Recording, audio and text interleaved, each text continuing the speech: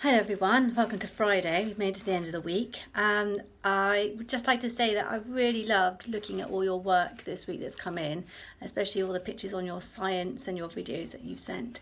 Well done, keep up the good work. We're on a new story, which is one I've chosen, The Mystery of the Hidden Gold. I have ordered a new book. I wonder if you can guess what I might have ordered. Anyway, we're starting with chapter 1, The Secret in the Cellar. Need somewhere to hide. Jack hurtled down the spiral staircase 3 steps at a time. There were some awesome hiding places in the lighthouse. Emily had squeezed into an old trunk of ropes on the 7th floor, and they'd practically had to call in search and rescue to find Scott behind the old clockwork winding mechanism in the lantern room.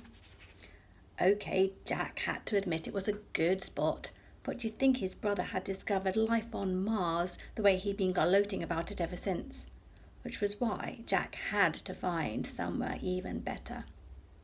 He paused on the 5th floor and glanced through the porthole window. A flash of lightning ripped through the swirling black clouds, lighting up the scene like an X-ray. Waves the size of double-decker buses were hurling themselves against the cliff. The elements, sea, sky, rock, thunder, lightning, were slugging it out in an epic punch-up. And the lighthouse, they had ringside seats for the big fight. The breakers were crashing against the walls, and the wind was rattling the window panes.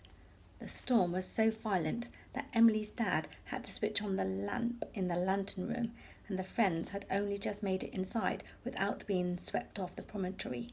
That's a bit like a headland. But right now, Jack had more pressing concerns than the storm. Scott would probably have counted up to 50 already. In fact, knowing Scott, he wouldn't have even bothered to count. He'd just wait a few seconds before shouting, 99, 100, coming, ready or not. Where can I hide? Jack hurried down the stairs, past the 3 floors of the guest room. Emily's parents ran the lighthouse as a bed and breakfast, past the kitchen on the 1st floor, to the guest lounge on the ground floor. Several of the guests were sitting around reading or playing board games. The storm had knocked out the main power supply, and although it was only late afternoon, the angry storm clouds darkened the sky.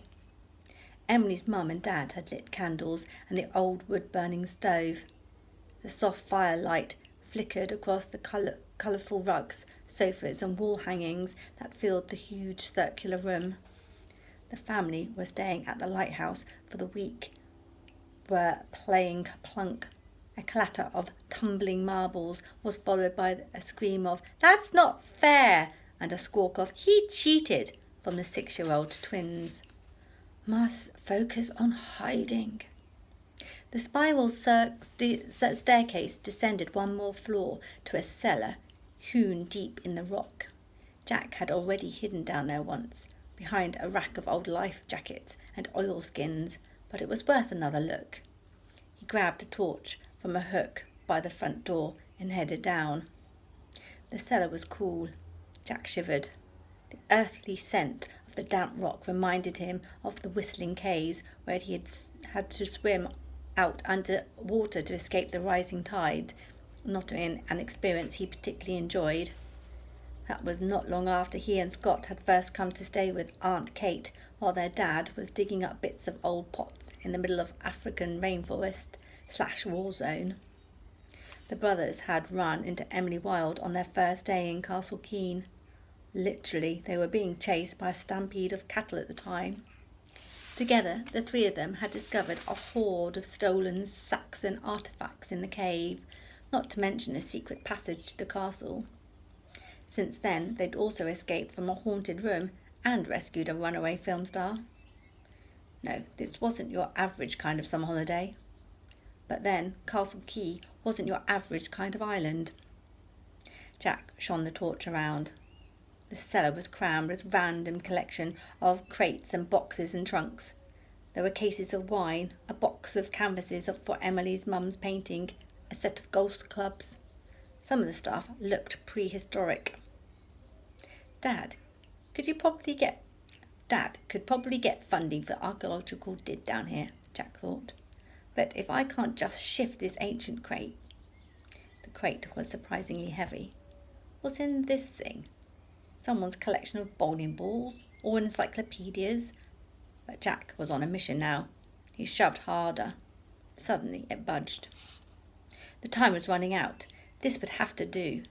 But as Jack wedged himself behind the crate, he stumbled his toe on something hard. Cursing with pain, he shone his torch down. The culprit was a rusty iron ring. Curious, he gave it a quick tug. From beneath a carpet of dust, a wooden trapdoor creaked up out of the stone floor. Ka-ching! Scott and Emily wouldn't find him down here in a million years. "Okay, we give up," Emily shouted. She looked at Scott. "You don't think he's mad enough to have gone outside to hide, do you?" "Mad enough?" Scott laughed. "This is Jack we're talking about. Of course he's mad enough. He'd go surfing in a tsunami." That's what I'm afraid of, Emily thought. She could have been swept out to sea in the storm. She ran to the front door and pulled it open. "Jack, come back!" "Shut the door!" A chorus of protest came from the lounge as a gale-force wind roared through the room like an express train. "No one has gone outside," Mum shouted. She was playing Monopoly with one of the guests, a Japanese salesman called Mr. Tanaka, and the wind had scattered her money across the rug. Emily sighed. Where is Jack? Drift, her pet dog, constant companion and partner in numerous investigations, was nudging her knees. His black ear was standing up, and his brown and white spotted ear flapped up and down. Emily knew he was trying to tell her Jack was in the cellar. She followed him downstairs, even though they'd already searched down there 100 times. Drift was usually an ultimate sniffer dog, but this time the excitement of the storm must have fried his tracking circuits. "You're going to have to say it," Emily told Scott, after they scoured the cellar yet again. "Say what?" asked Scott. "That you give up, of course. Dad doesn't care whether I find him or not. He only wants to beat you." Scott groaned. Emily was right. But having to concede defeat to his younger brother was about as cool as doing up your top button and tucking your shirt in. Every fibre of his being was screaming, "Don't do it!" He swallowed, cleared his throat and squeezed the words out through his clenched teeth. "Okay, I give up. You can come out now." "Sorry, didn't catch that." Scott whipped round. Jack's muffled voice was coming from somewhere close by, but where was he? He had found an invisibility cloak or something. "I give in," Scott uttered the dreadful words a fraction louder. "Can I get that in writing?" Jack's grinning face appeared from behind a grate. Cobwebs smothered his spiky blonde hair and dust smudged his cheek like camouflage paint. "But we looked behind there," Emily gasped. "I was down in the hidey hole." Jack stretched his arms. "Phew, it's not exactly 5-star accommodation, is it?" "What hidey hole?" Emily asked. "The one under the trapdoor." "What trapdoor?" Jack stared at Emily. "You mean you didn't know it was there?" Emily shook her head. "Oh yes, what a result!" Jack did a victory lap of the cellar. This was better than he could have hoped. He'd only found a secret hidey hole that Emily didn't know about right under her nose. Together they dragged the massive crate out of the way. "Wow," Emily breathed. "I had no idea this hole was here." She was about to carry out a full inspection when she noticed a roll of paper in Jack's hand. "What's that?" "Dunno.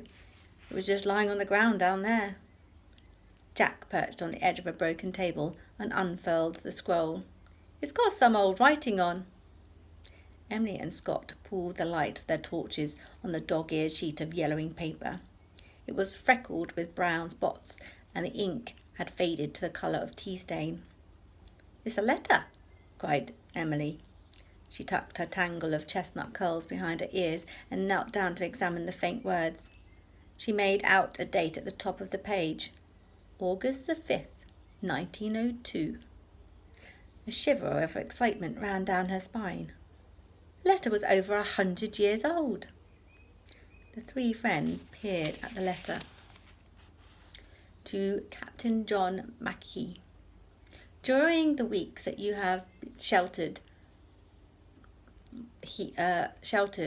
me here, since you pulled me from the storm-tossed seas, I have come to regard you as a true and loyal friend. For this reason, I will now make known to you a secret of great importance. First, I confess I have not told you the full story of the terrible night that the Empress went down in the Bay of Castle Key. On that fateful night, I made my way into the lifeboat along with my fellow officer, Tommy Spring, and a certain valuable cargo. In the teeth of the storm, we found ourselves thrown onto an uninhabited rocket inlet. Uncertain of what events lay ahead, we hid the what? Jack slapped his forehead. You can't just stop in the middle of the sentence. That's mental cruelty. Emily's dark brown eyes gleamed. Ooh, I bet it was a contraband. Brandy or muskets or something. Scott and Jack looked at each other and laughed. Smugglers, they chorused. Emily suspected everyone of being a smuggler. If she hadn't already marked them down as being a spy, that was. If the letter had turned out to be a shopping list, she had been on the lookout for a rogue grocer dealing in black market baked beans and pot noodles. But Scott had to admit there was an outside chance she could actually be right this time.